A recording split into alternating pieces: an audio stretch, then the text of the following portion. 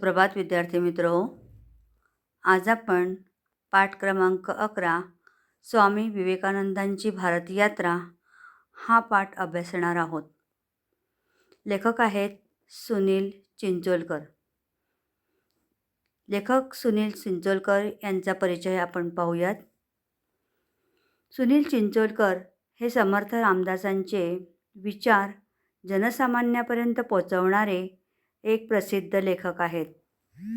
संत साहित्याचे अभ्यासक, समर्थ रामदासांचे व्यवस्थापन, 10 संतचरित्रे, विद्यार्थ्यांचे श्री रामदास, संस्काराचे मोती इत्यादी 45 पुस्तके त्यांनी लिहिली आहेत. संत साहित्याचा प्रसार करण्यासाठी त्यांनी आपले आयुष्य खर्ची घातले आहे.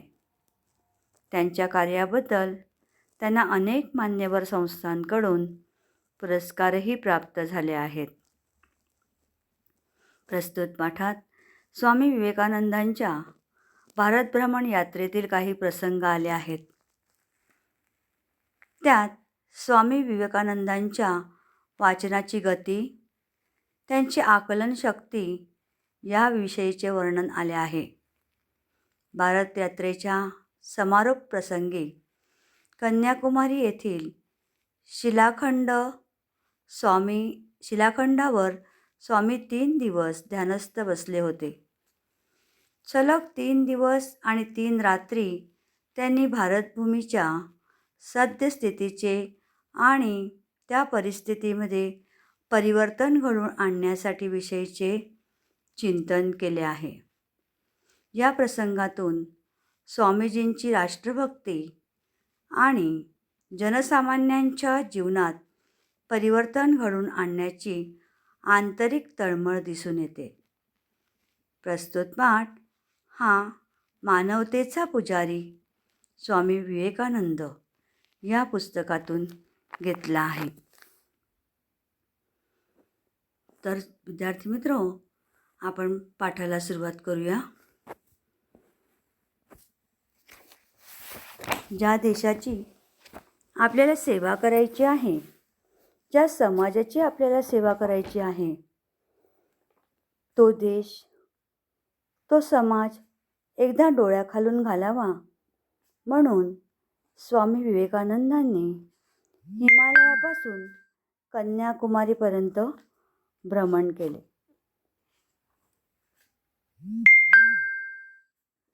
भ्रमण करणे म्हणजेच सर्वत्र फिरणे.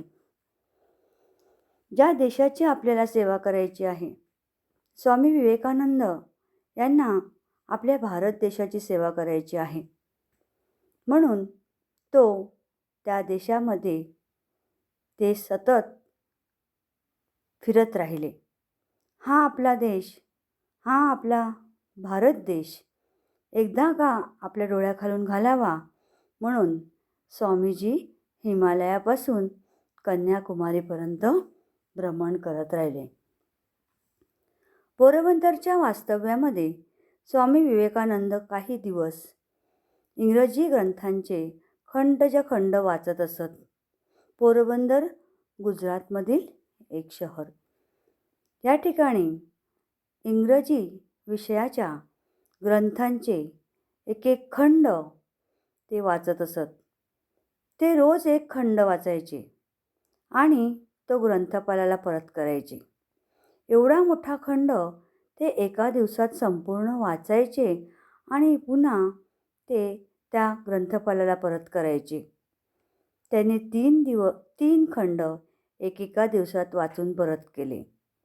ग्रंथपालाने स्वामीजींच्या शिष्यांना विचारले की स्वामीजी न वाचता पुस्तकं परत करतात वाटतं.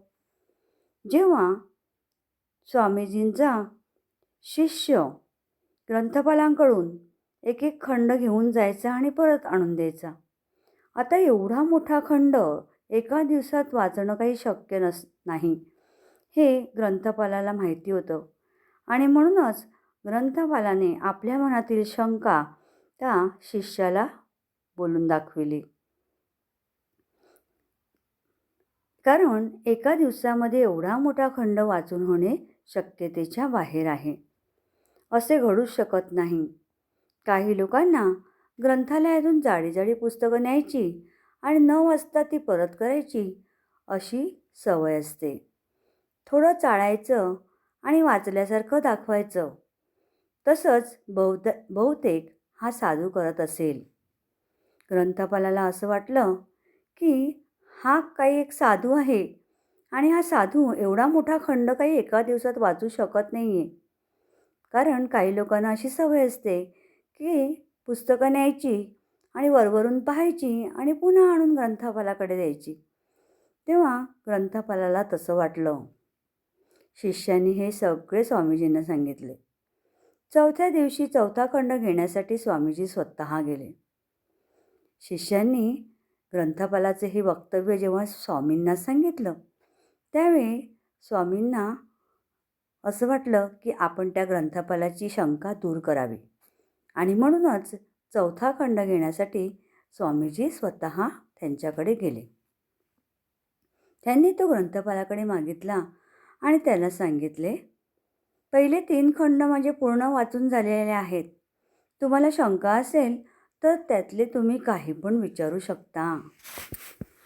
कारण स्वतः गेल्यानंतर ग्रंथपालाला थोडंसं आश्चर्यच वाटलं आणि म्हणून चौथा खंड जेव्हा स्वामीजी ग्रंथपालाकडे मागू लागले, तेव्हा स्वामीजींनी त्यांना असं सांगितलं की माझे 3ही खंड पूर्णच्या पूर्ण वाचून झालेले आहेत आणि तुम्हाला जर काही त्याबद्दल शंका वाटत असेल तर तुम्ही त्यातील काहीही प्रश्न मला विचारू शकता. त्याची उत्तरं देण्यास मी तयार आहे. आता स्वामीजींनीच आव्हान दिल्यामुळे ग्रंथपालाने विचार केला की हे जाणून घेऊया की ते किती प्रामाणिक आहेत. स्वामीजींची दिव्य शक्ती ग्रंथपालाला माहीत नव्हती. त्यांना असं वाटत होतं की हा कोणीतरी साधू आहे, सत्पुरुष आहे. परंतु आपण हा खरं बोलतो की खोटं बोलतो हे पाहूया की ते किती प्रामाणिक आहेत. ग्रंथपालाने स्वामीजींना त्या 3 खंडातले उभे आडवे प्रश्न विचारले. म्हणजे अगदी लहान लहान असे उभे आडवे म्हणजे अगदी मध्यभागी असलेले खूप कठीण असे प्रश्न त्यांना विचारले. तो जे प्रश्न विचारायचा त्याचे उत्तर ज्या पानावर असायचे ते अर्धे पान स्वामीजी कंठस्थ सांगायचे. कंठस्थ म्हणजे तोंडपाठ. म्हणजे एखादा प्रश्न विचारल्यानंतर तेवढंच उत्तर न देता स्वामीजी अगदी पाऊण पेज पान ते अगदी तोंडपाठ त्यांना सांगायचे. हे पाहून त्या ग्रंथपालाने सांगितले, हे मानवी कक्षेच्या बाहेरचं काम आहे. मानवी कक्षेच्या बाहेरचं म्हणजेच कोणत्याही माणसाला न झेपणारं काम. हा कोणी साधा माणूस नाही आहे, तर हा कोणीतरी मोठा सत्पुरुष आहे हे त्या ग्रंथपालाच्या लक्षात आलं. खेत्री महाराजांनी एकदा स्वामीजींना विचारले, स्वामीजी एवढे लक्षात ठेवणे तुम्हाला कसे शक्य होते? एकदा खेत्रीच्या महाराजांनी स्वामीजींना असं सांगितलं की हे सगळं एवढं लक्षात ठेवणं तुम्हाला कसं शक्य होतं?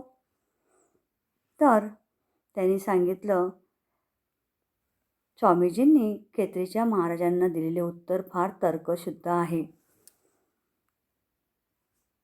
तर त्यांनी काय सांगितलं बघा, की तर्कशुद्ध आहे, तर्कसंगत आहे. तर्कसंगत म्हणजे तर्काला धरून आहे. स्वामीजींनी सांगितले, मी माझं मन कुठेही एकाग्र करू शकतो. म्हणजे मला माझं मन एकाग्र करण्यासाठी फक्त वेगळी जागा हवी आहे किंवा वेगळं ठिकाण हवं आहे असं नाही, तर कोणत्याही ठिकाणी मी माझं मन एकाग्र करू शकतो. तसेच माझा तासनतास ध्यानाचा अभ्यास असल्यामुळे मी जे वाचतो त्यावर मन केंद्रित झाल्यामुळे माझ्या ते लक्षात राहते. कारण स्वामीजी हे ध्यानस्थ बसत असत, त्यामुळे एकाग्रता ही त्यांच्या अंगवळणी पडलेली होती आणि ह्या एकाग्रतेमुळेच ते जे काही वाचतात ते त्यांच्या स्मरणात राहतं, पाठ होऊन जातं.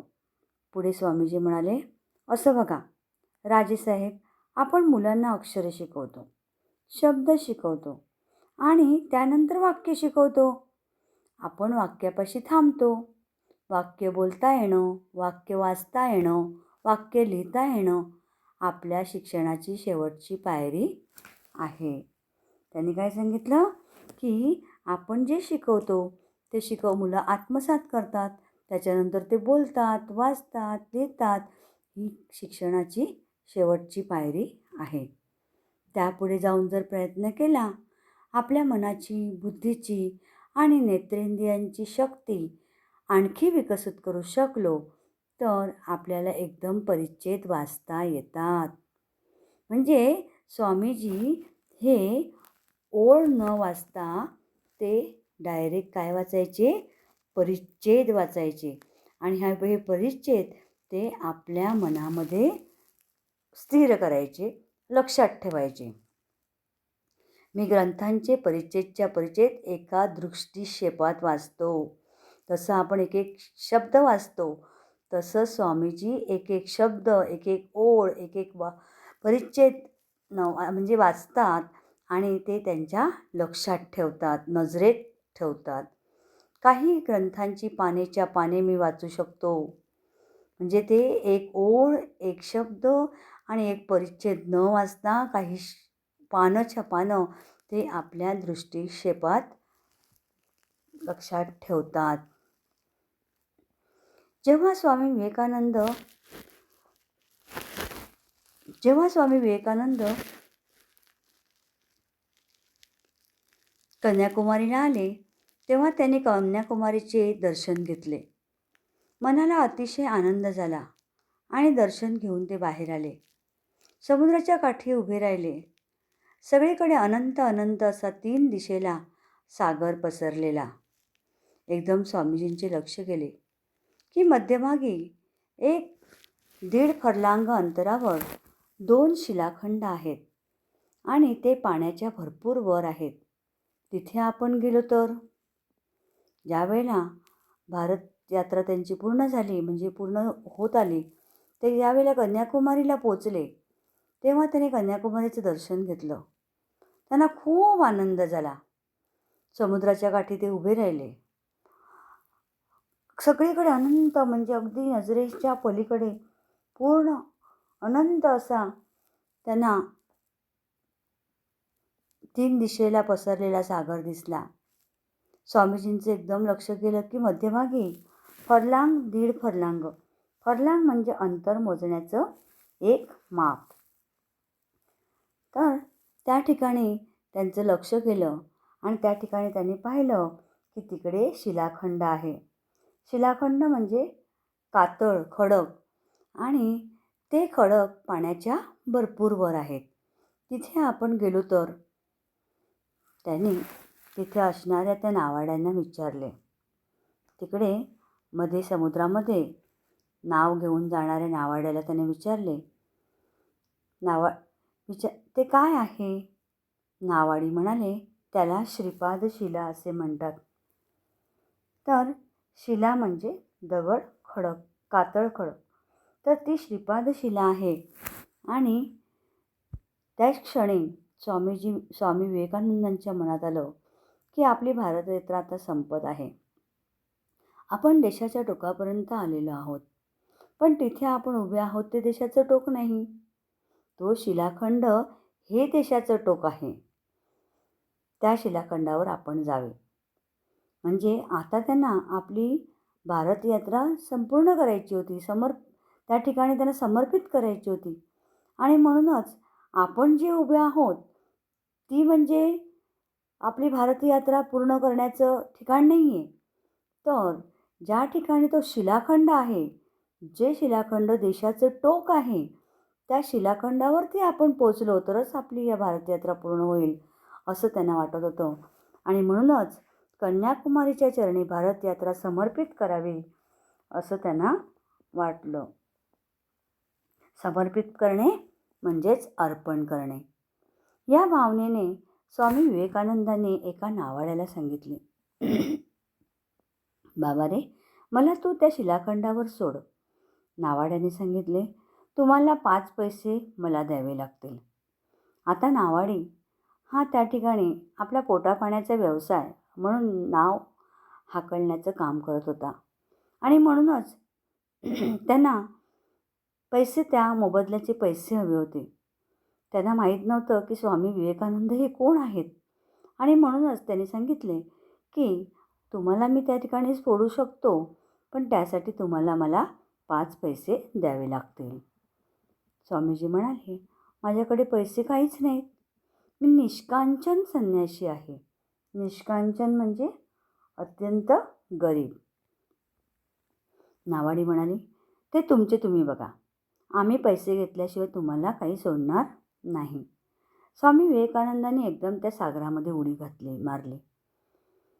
आणि ज्यावेळेला नावाडी म्हणाला की आम्ही पैसे न घेता काही तुम्हाला सोडणार नाही आहोत, आणि स्वामी विवेकानंदाकडे पैसे नव्हते, म्हणून त्यांनी एकदम त्या पाण्यामध्ये उडी मारली. कल्पना करा, फरलांग 1.5 फरलांग अंतर पोहोच जायचे होते. त्यात स्वामीजींना आणखी एक धोका माहीत नव्हता. कन्याकुमारीच्या त्या समुद्रामध्ये शार्क मासे आहेत, आणि या शार्क माशांचा जबडा इतका जबरदस्त असतो की त्यातले दात हे हत्तीच्या सुळ्यांसारखे असतात. एखादा मनुष्य जर जबड्यांमध्ये सापडला तर ते त्याला काकडीसारखे तोडून तोडून खाऊन टाकतात. त्या ठिकाणी जेव्हा स्वामीजींनी त्या समुद्रामध्ये उडी मारली, त्यावेळेला त्यांना हे माहीत नव्हतं की त्या मोठ्या समुद्रामध्ये खूप शार्क मासे आहेत, आणि हे शार्क मासे इतके जबरदस्त असतात की त्यांचा जबडा इतका मोठा असतो आणि त्यांचे दात इतके हत्तीच्या सुळासारखे असतात की एखादी काकडी जशी आपण तोडून कचकन खातो, त्याप्रमाणे हे शार्क मासे त्यांच्या जबड्यामध्ये जर एखादा मनुष्य सापडला तर ते त्याला काकडीसारखं तोडून खाऊन टाकतात. हे स्वामीजींना अजिबात माहीत नव्हतं. जेव्हा स्वामी विवेकानंदांनी समुद्रात उडी मारली तेव्हा ते नावाडी घाबरून गेले. त्यांना तर भीती वाटली की आता शार्क मासे ह्या माणसाला खाऊन टाकणार. लगेच ते दोघातिघांनी आपल्या नावा काढल्या आणि स्वामीजींचा पाठलाग सुरू केला.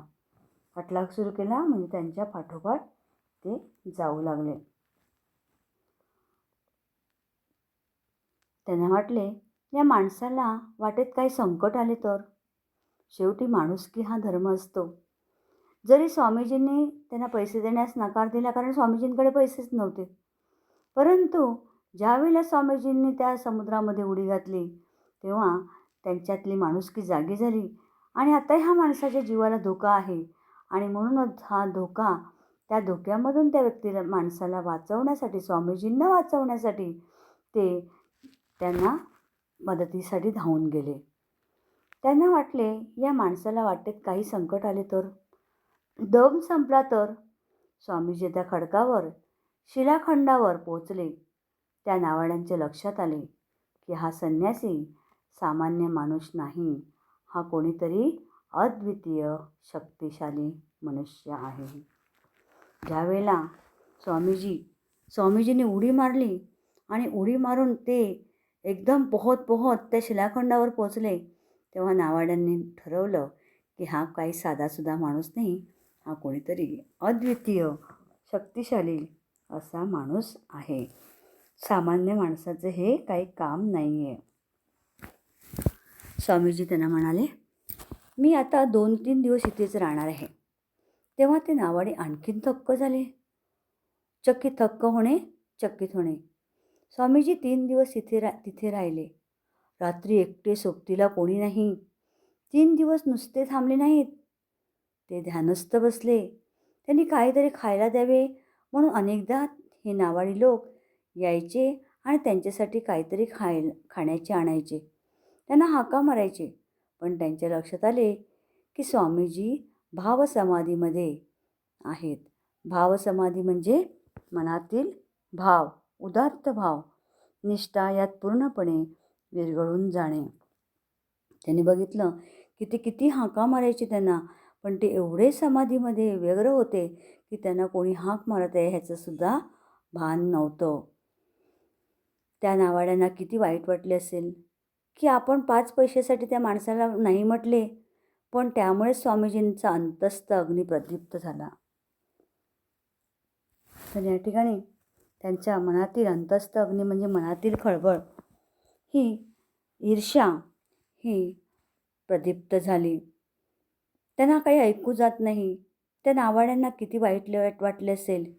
आणि म्हणूनच स्वामीजी म्हणतात, जितका विरोध असेल, जितकी प्रतिकूलता असेल, तितका माणसातला अंतस्थ अग्नी प्रदीप्त होत जातो.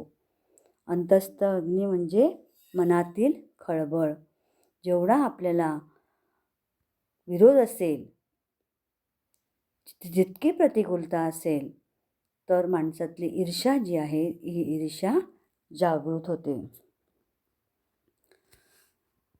अनुकूलतेमुळे माणसातले फूल कोमेजून जाते. त्याला जरासा संघर्ष करता आला पाहिजे, थोडी संकट असली पाहिजेत, थोडा विरोध असला पाहिजे, म्हणजेच माणसातील अंतस्थ चेतना फुलते. अंतस्थ अग्नी म्हणजे मनातील ईर्ष्या, खळबळ. आपल्याला सर्व गोष्टी जर वेळेवर मिळाल्यात तर आपल्याला त्या गोष्टीची किंमत कळत नाही. परंतु ज्या वेळेला आपल्याला ती गोष्ट मिळण्यासाठी संघर्ष करावा लागला, संकटाला सामोरं जावं लागलं, थोडासा विरोध सहन करावा लागला, तरच आपल्याला त्या गोष्टीची किंमत कळते आणि ती गोष्ट प्राप्त झाल्यानंतर आपल्याला आनंद मिळतो. स्वामीजी 3 दिवस 3 रात्री तिथे राहिले. 3 दिवस 3 रात्र ते फक्त भारतमातेचे चिंतन करत होते. डोळ्यांसमोर त्यांना सतत दिसत होता तो आपला भारत, आपल्या भारतातील गोरगरीब जनता. स्वामी विवेकानंदांच्या लक्षात आले की या देशातले अनेक लोक उपाशी आहेत. त्यांना जेवायला अन्न नाही. त्यांना आपण वेदांताचा काय उपदेश करणार? वेदांत म्हणजे भारतीय परंपरेचं तत्त्वज्ञान. हा कोणता ग्रंथ नाही आहे, तर हे भारतीय परंपरेचं तत्त्वज्ञान आहे. भाकरीची भ्रांत असताना वेदांत सांगणे धादांत खोटे आहे. लोकांना आधी 2 वेळ जेवायला द्या. खरा धर्म हा सूर्यासारखा सर्व प्रकाशक असतो.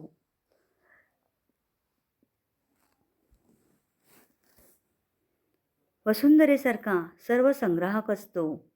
हे सर्व धर्म समन्वयाचे सूत्र समाजाला स्वामीजींनी समजून सांगितले. सर्व संग्राहकता म्हणजे सर्व गोष्टींचा स्वीकार करणारे, सर्व गोष्टी समजून घेऊन स्वीकार करणारे. समन्वय म्हणजे परस्परांना समजून घेण्याचे, परस्परांशी जुळवून घेण्याचे. हे सर्व धर्म समन्वयाचे सूत्र समस्त समाजाला स्वामीजींनी समजून सांगितले. अशा प्रकारे इथे आपल्याला स्वामीजींचा मोठेपणा दिसतो. स्वामीजींची अद्भुत स्मरणशक्ती, प्रतिकूलतेवर मात करण्याची जबरदस्त मानसिक शक्ती दिसते. तसेच स्वामीजींचे ध्यान लागणे, एकरूप होणे, या सगळ्याच गोष्टी आपल्या जीवनामध्ये अनुकरण करण्यासाठी सारख्या आहेत. तर विद्यार्थी मित्रांनो, अशा प्रकारे हा स्वामीजींची, स्वामी विवेकानंदांची भारतयात्रा हा धडा आपल्याला समजला असेलच. सर्वांनी हा धडा लक्षपूर्वक वाचायचा आहे. धन्यवाद.